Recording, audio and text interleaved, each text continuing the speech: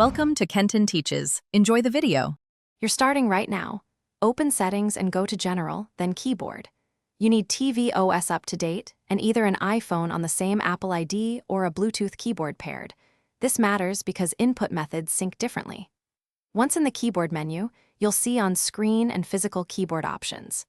Make sure to have your remote handy for navigation. If using iPhone, unlock it and keep Bluetooth enabled so the pairing prompts appear when requested. You'll now pick the new keyboard. Select Keyboards to inspect what's already installed, and use Add New Keyboard to get another language or an emoji set. If you're pairing a Bluetooth keyboard, go to Remotes and Devices Bluetooth and follow pairing steps. The TV shows a code you enter on the keyboard.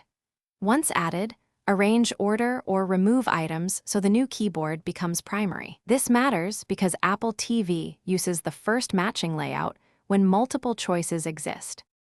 Finish by switching and testing. Open a text field, use the globe icon or long press the on-screen keyboard to pick the layout you added, then type in search to confirm characters and accents behave as expected. If keys map incorrectly, make sure the keyboard language matches the physical layout. Mismatches cause swapped characters. If things go wrong, restart Apple TV, repair the Bluetooth keyboard, or reset keyboard settings. This usually clears caching or sync glitches and restores expected input.